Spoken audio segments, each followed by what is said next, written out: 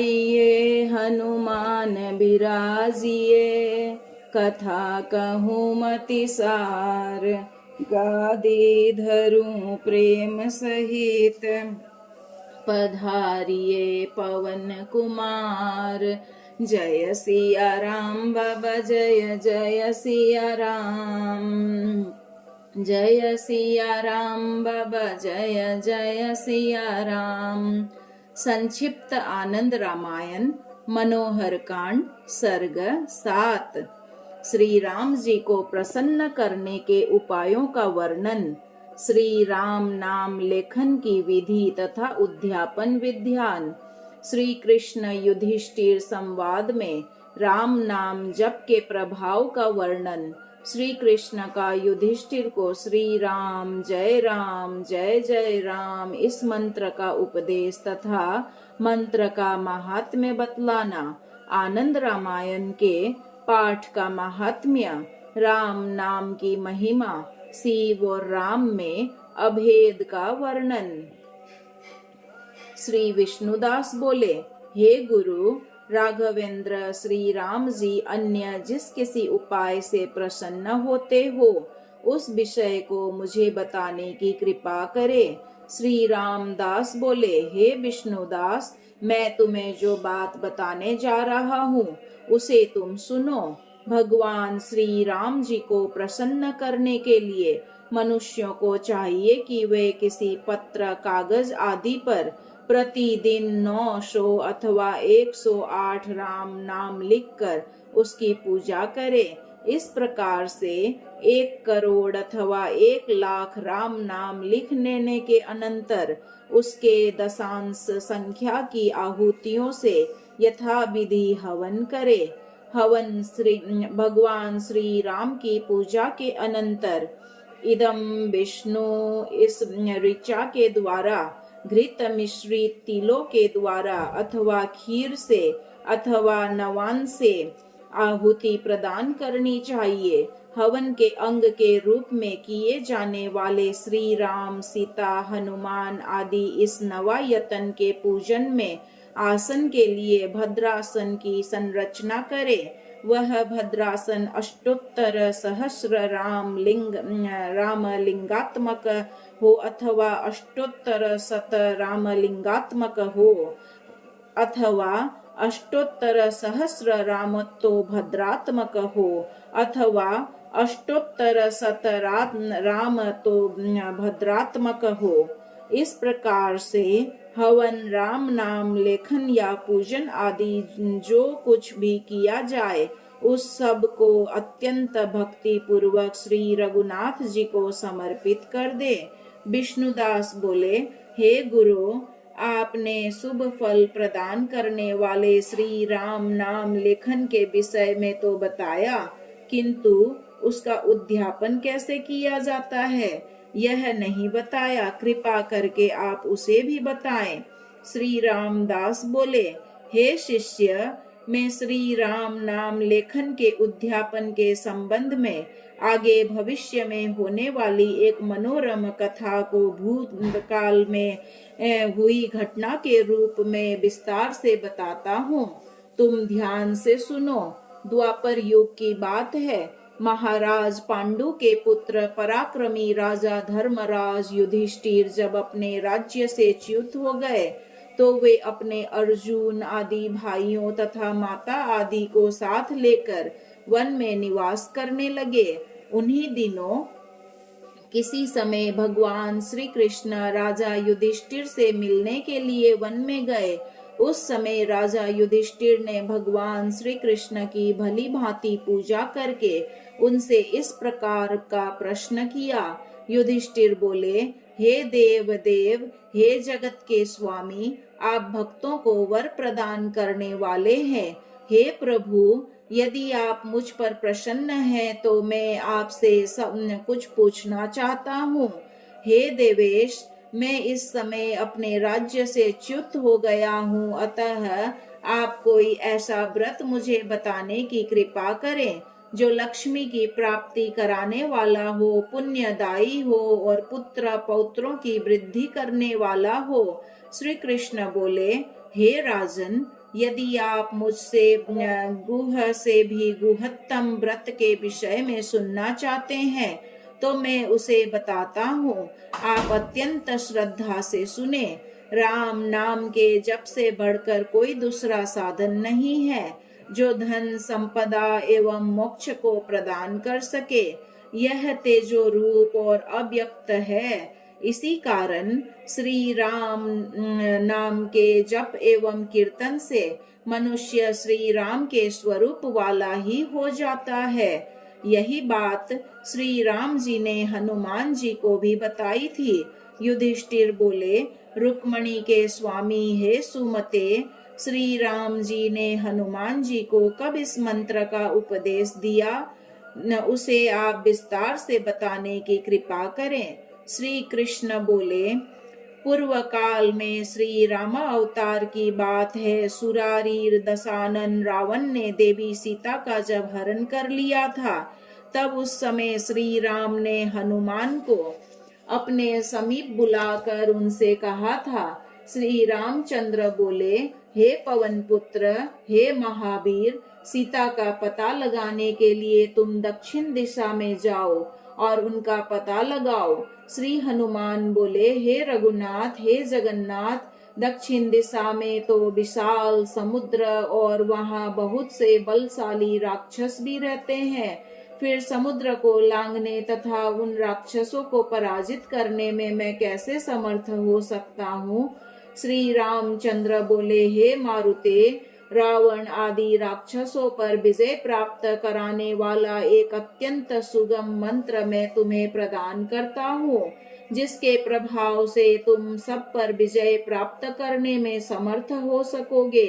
श्री हनुमान बोले, हे महाराज, हे कृपा सिंधु, आप दीन जनों का उद्धार करने वाले हैं, अतः आप इस समय उस मंत्र का यथार्थ उपदेश प्रदान करने की कृपा करें। श्री रामदास बोले, हे शिष्य विष्णुदास, श्री हनुमान जी की इस प्रकार की प्रार्थना सुनकर भगवान श्री राम ने उन्हें एकांत स्थान में बुलाया और उनके दाहिने कान में श्री राम इस मंत्र का उपदेश दिया। उस राम नाम मंत्र के 1,00,000 जप का एक पुरस्चरण होता है। अतः हनुमान जी ने 1,00,000 राम नाम जप करके शीघ्र ही दक्षिण दिशा की ओर प्रस्थान किया। उस राम नाम मंत्र के जप के प्रभाव से हनुमान जी विविध प्रकार के जलचर जीवों से व्याप्त विशाल समुद्र को लांघकर शीघ्र ही लंका के मध्य जा पहुँचे। जब वहां उन्हें सीता जी नहीं दिखाई दी तो वे अशोक वाटिका में गए। वहां उन्हें एक वृक्ष के नीचे बैठी हुई सीता दूर से ही दिखाई दी। उनका दर्शन कर हनुमान जी का मन हर्ष से प्रफुल्लित हो उठा और वे शीघ्र ही उनके पास गए और उन्होंने देवी सीता के दोनों चरणों में प्रणाम किया और भूमि पर दंड की भांति उनके समक्ष गिर पड़े। अत्यंत सूक्ष्म शरीर धारण किए हुए तथा एक छोटे से शिशु के आकार वाले उस बालक को भूमि पर दंडवत पड़ा देखकर देवी सीता कहने लगी, हे बालक, तुम कहाँ से आए हो? तुम्हारा घर कहाँ है और तुम किसके पुत्र हो? श्री हनुमान बोले, मेरी माता सीता है, श्री राम मेरे पिता है। मैं श्री राम जी के पास से यहाँ आया हूँ। मेरा नाम हनुमान है। आप इस अंगूठी को स्वीकार करें। यह अंगूठी श्री राम नाम से अंकित है और शुद्ध स्वर्ण से निर्मित है। अंगूठी श्री राम जी की है। यह जानकर देवी सीता को बड़ा संतोष हुआ। उन्हें अत्यंत संतुष्ट जानकर अंजनी पुत्र श्री हनुमान जी कहने लगे, हे माँ, इस समय मुझे अत्यंत भूख लगी है, जिस कारण मुझे बहुत कष्ट हो रहा है। इस वन में बड़े ही मीठे मीठे बहुत से अत्यंत दुर्लभ फलों को देख रहा हूँ। हे माता, यदि आपकी आज्ञा हो तो मैं इन फलों का भक्षण कर लूं। सीता ने कहा, हे बालक, इस वन का स्वामी महान पराक्रमी रावण है। तुम में न तो शक्ति है और न सामर्थ्य ही है। कैसे तुम इन फलों का भक्षण करोगे? हनुमान बोले, हे माते, श्री राम यह श्रेष्ठ मंत्र शस्त्र रूप से मेरे हृदय के मध्य में विराजमान है। उस शस्त्र के प्रभाव से लंका के सभी राक्षस मेरे लिए तिनके के समान है। ऐसा कहकर और फिर उनकी आज्ञा लेकर हनुमान जी ने वहां सभी वृक्षों को उखाड़ डाला, पूरे अशोक वन को उजाड़ कर डाला। राक्षसों को जब यह बात ज्ञात हुई तो वे दौड़े चले आए। फिर भयंकर युद्ध छिड़ गया। राम मंत्र के प्रभाव से कुछ ही क्षणों में समस्त राक्षसी सेना को हनुमान जी ने खदेड़ दिया, सारी लंका जला डाली और फिर वे शीघ्र ही अशोक वन में जा पहुंचे। उन्होंने सीता माता को प्रणाम किया और उनसे अलंकार ग्रहण कर वे शीघ्र ही रामचंद्र जी के पास वापस लौट आए। उन्होंने सीता द्वारा प्रदत्त आभूषण को श्री राम को निवेदित किया और वे उनके चरणों के समीप बैठ गए। आभूषण को ग्रहण कर तथा संपूर्ण समाचार सुनकर श्री राम अत्यंत प्रसन्न हुए। श्री कृष्ण बोले, हे युधिष्ठिर, हे महाराज, ये सब राम नाम मंत्र के जप का ही प्रभाव था। अतः हे राजेंद्र, आप भी राम नाम का जप करें। युधिष्ठिर बोले, हे प्रभु, इस मंत्र का जप किस प्रकार किया जाता है? इसके पुरस्चरण का क्या फल है? व्रत की पूर्णता पर कैसे इसका उद्यापन किया जाता है? आप यह सब मुझे बताने की कृपा करें। श्री कृष्ण बोले, स्नान आदि से पवित्र होकर तुलसी आदि की माला पर जप करें अथवा किसी पुस्तिका पर राम नाम लेखन करे या हृदय में राम नाम का स्मरण करे। जप की संख्या 1 करोड़ अथवा 1 लाख की मात्रा में होनी चाहिए। हे युधिष्ठिर, श्री रामचंद्र जी के जपनीय मंत्र तो सैकड़ों की संख्या में है, अनेक प्रकार के हैं, किंतु उनमें से एक मंत्र आपको बताता हूँ जिसका स्वरूप इस प्रकार है। श्री शब्द माध्यम जय शब्द मध्यम जय द्वयनापि पुनः प्रयुक्तम त्रिहि सप्त कृत्वो रघुनाथ नाम जपो निहन्याद द्विज कोटि हत्याः।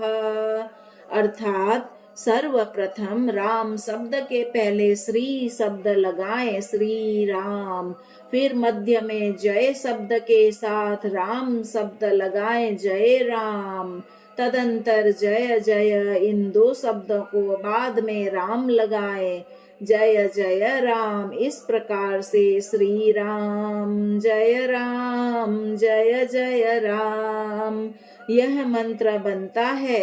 श्री रघुनाथ जी के इस नाम मंत्र का यदि जप किया जाए तो वह बड़े ही से बड़े पापों को विनष्ट कर देता है। विद्वान व्यक्ति को चाहिए कि वह इस मंत्र का 1 लाख की संख्या में जप करने के उपरांत उद्यापन कर दे। जप की अपेक्षा राम नाम लेखन का पुण्य 100 गुना अधिक होता है। राम नाम लेखन की जब 1 लाख संख्या पूरी हो जाए तो उसका उद्यापन करना चाहिए। इसी प्रकार प्रत्येक 1 लाख राम नाम लेखन के पश्चात उद्यापन करना चाहिए। अब मैं संक्षेप में उद्यापन की विधि को बताता हूँ। जिस दिन उद्यापन करना हो उससे पहले 1 दिन रात्रि में उपवास करें। उद्यापन के लिए जो मंडप बनाया गया हो उसमें अष्टोत्तर सहस्र रामलिंगात्मक भद्र अथवा अष्टोत्तर सहस्र रामत्तो भद्र की अथवा अष्टोत्तर सहस्र रामलिंगात्मक भद्र या अष्टोत्तर रामत्तो भद्र की संरचना करके उसके मध्य में धान्य राशि रखकर उसके ऊपर जलपूर्ण एक कलश स्थापित करें। उस कलश के ऊपर एक स्वर्ण पात्र रखें। उस स्वर्ण पात्र पर सीता एवं लक्ष्मण सहित भगवान श्री राम की प्रतिमा प्रतिष्ठित करें। प्रतिमाओं को सुंदर वस्त्रों से अलंकृत करें। प्रतिमा स्वर्ण की बनानी चाहिए, जो एक मासा से एक पल तक परिमाण की होनी चाहिए। स्वर्ण की बनाने की सामर्थ्य ना हो तो चांदी की अथवा तांबे की बनानी चाहिए। धन की कृपणता न करे। तदंतर षोडश उपचारों से पूजन करे। प्रतिमाओं के समक्ष ही राम नाम से अंकित एक स्वर्ण पत्र भी स्थापित कर उसका भी पूजन करना चाहिए। तदंतर श्री आनंद रामायण की कथा का श्रवण करें और देव श्री राम से इस प्रकार क्षमा प्रार्थना करनी चाहिए। हे दीनानाथ, मैं आपका अपराधी हूँ, आपकी शरण में आया हूँ और मैं भक्ति से सर्वथा रहित हूँ। हे कृपा सिंधु, इस संसार सागर से मुझे पार उतारिए। सापराधं च शरणं त्वद्भक्ति निरन्तं हि मां दीनानाथ कृपा सिंधु त्राहि संसार सागरात्। उस रात्रि में मांगलिक नाम, संकीर्तन, गीत, वाद्य आदि की ध्वनि के साथ जागरण करे। तदंतर प्रभात काल में उठकर हवन कार्य संपन्न करे। जितना जप करके पुरस्चरण आदि किया हो उसके दशमांश के बराबर आहुतियां प्रदान करे।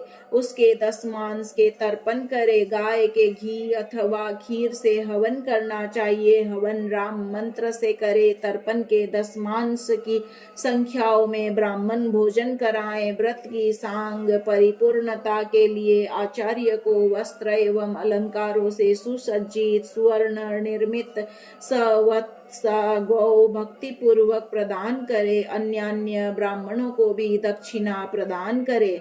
इससे व्रती को राज्य एवं लक्ष्मी की प्राप्ति होती है। जो पुत्र की अभिलाषा से इस व्रत को करता है उसे पुत्र की और धन चाहने वाले को धन की प्राप्ति होती है। जितने प्रकार के भी दान है, जितनी तीर्थ प्रदक्षिणाएं एवं तप है, वे सब इस व्रत के लक्ष्यांश के बराबर है।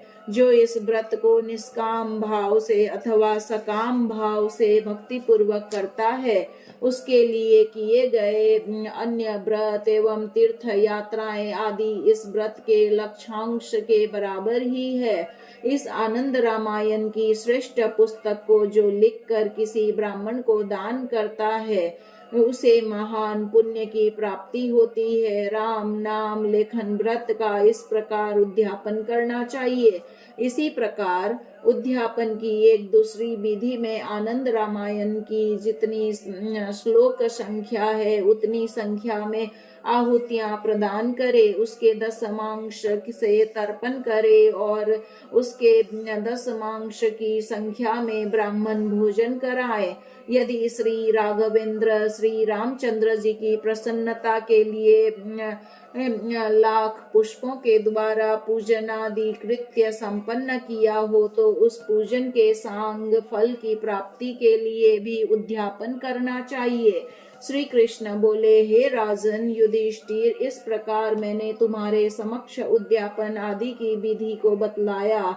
आप भी इस कृत्य को करें। राम नाम के प्रभाव से आप शीघ्र ही अपना खोया हुआ राज्य पुनः वापस प्राप्त करेंगे।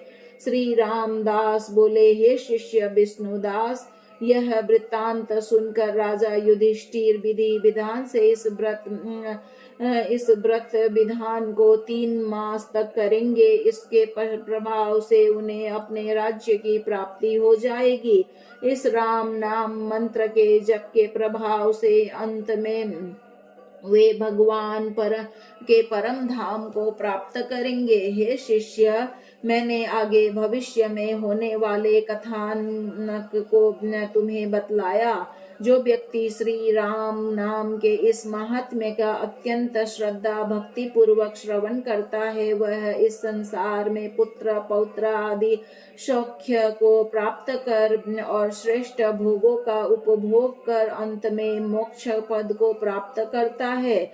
जो राम भक्त भगवान श्री राम के समक्ष इस आनंद रामायण अथवा अन्य किसी राम कथा का विस्तार पूर्वक संपूर्ण पाठ या श्रवण करते हैं, अथवा इसके किसी एक सर्ग का, आधे सर्ग का, अथवा चौथाई सर्ग का, 9 श्लोकों का, अथवा केवल एक श्लोक का, आधे श्लोक का, या केवल एक श्लोक के 1/4 भाग का नित्य भक्ति पूर्वक पाठ करते हैं, वे मनुष्य भक्ति के मुक्ति के भोगी होते हैं। जो रघुनायक श्री रामचंद्र जी के महात्म्य का बखान करने वाले और श्री राम कथा का वर्णन करने वाले इस आनंद रामायण का पाठ पीपल वृक्ष के नीचे, मुनि वृक्ष अगस्त्य के मूल में, अथवा तुलसी वृक्ष के समीप किसी पवित्र स्थान में, भगवान सूर्य के सामने किसी ब्राह्मण के समक्ष, अथवा श्री राम जी की सन्निधि में, या किसी विद्वत सभा में, ब्राह्मणों के समुदाय में, अथवा किसी नदी या जलाशय के तट पर बड़े ही आदर पूर्वक करते हैं, वे मनुष्य संसार में धन्य है।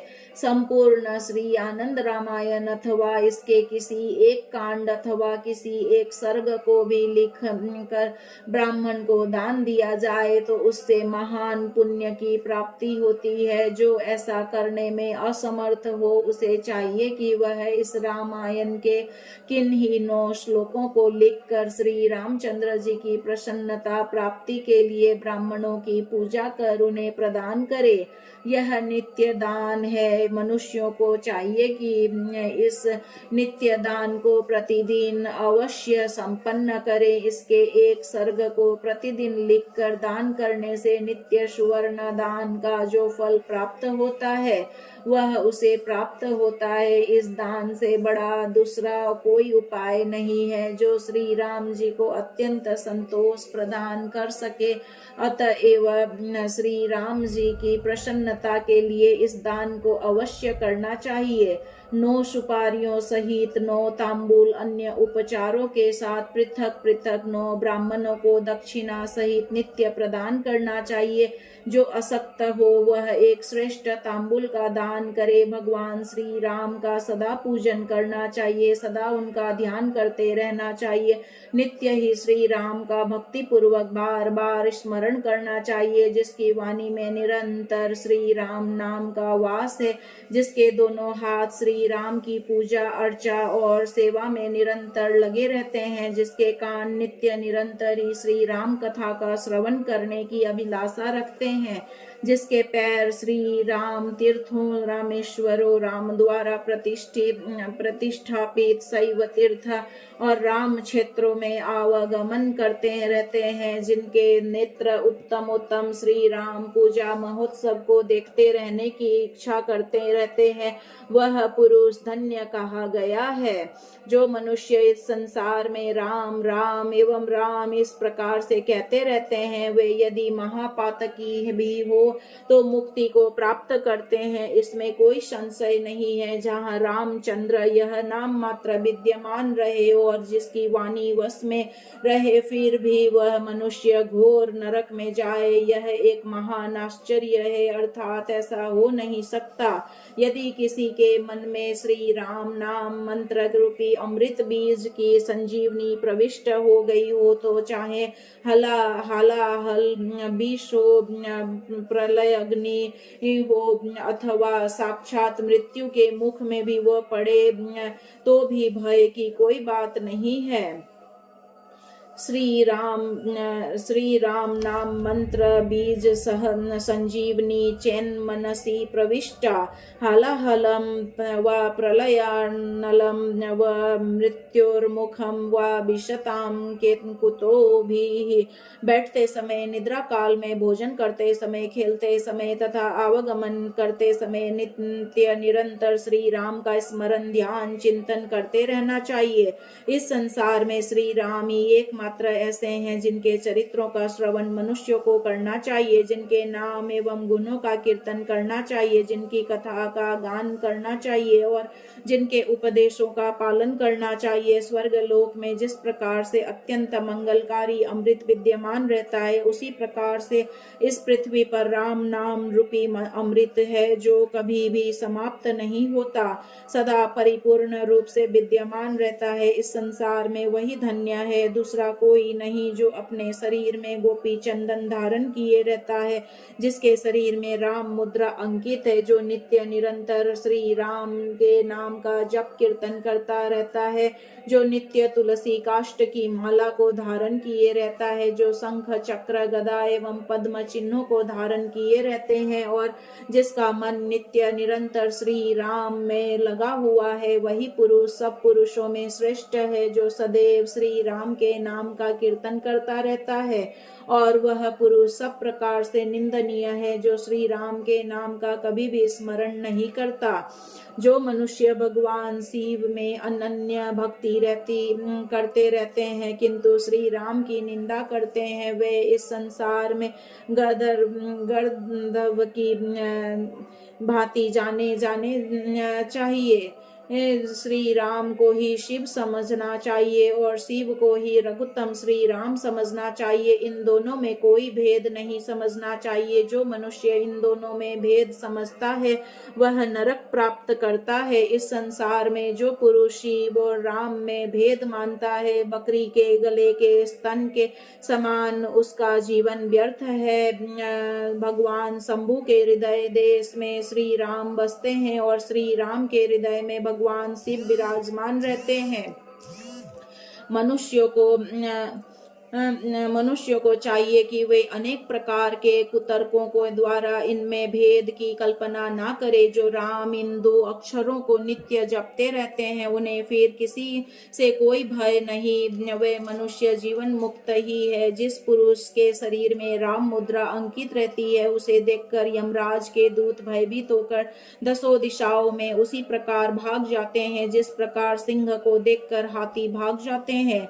गोपी चंदन से ललाट, पीठ, दोनों कुक्षियों, उदर देश, हृदय, दोनों भुजाओं तथा मस्तक, इस प्रकार से शरीर के 9 अंगों में राम मुद्रा अंकित करनी चाहिए। यह राम मुद्रा सभी मुद्राओं में श्रेष्ठ और सब प्रकार के दोष पापों को काट डालने वाली गोपी चंदन से चिन्हित इस राम मुद्रा को सदा ही शरीर में धारण किए रहना चाहिए। जिसके देह में राम मुद्रा अंकित है, उसे पाप स्पर्श तक नहीं कर पाता। विविध प्रकार के नवीन अथवा आर्वचन स्तोत्रों के द्वारा श्री राम की स्तुति प्रार्थना रात दिन करते रहना चाहिए। अपने द्वारा रचित स्तुतियों के द्वारा भी उनका स्तवन करना चाहिए। श्री राम के नाम से अंकित स्तुति आदि यद्यपि छंद आदि की दृष्टि से अशुद्ध हो, तथापि उसे अत्यंत शुद्ध मानना चाहिए। उसके श्रवण से पातकों को विनाश होता है। जिस कवित्व में श्री राम और श्री कृष्ण के महान चरित्रों का गुणगान हो, उसे विद्वानों को अत्यंत पुण्य प्रदान करने वाला समझकर उसका गान करना चाहिए। श्री रामदास बोले, हे शिष्य विष्णुदास, जो विद्वान संस्कृत भाषा में अपना साहित्य रचित करेंगे, उन मनुष्यों को इस संसार में व्यास जी ने अंश से उत्पन्न पंडित जानना चाहिए। जो भगवान श्री राम, भगवान श्री कृष्ण और भगवान शिव की स्तुतियों के द्वारा स्तुति करते हैं और उनके दिव्य चरित्रों का वर्णन करते हैं, उन्हें व्यास जी की मूर्ति समझना चाहिए। इस पृथ्वी पर जब तक जो भगवान श्री राम के चरित्रों का गान करता है, तब तक वह व्यास के रूप में ही स्मरण किया जाता है। तदंतर अंत में वह मुक्ति को प्राप्त करता है। हे शिष्य विष्णुदास, किसी ग्रंथ के पाठ का क्या फल होता है, मैं उसे तुम्हें विस्तार पूर्वक बताता हूँ। तुम स्वस्थ चित्त होकर उसे सुनो। सर्ग 7 यहाँ संपूर्ण हुआ। जय सिया राम।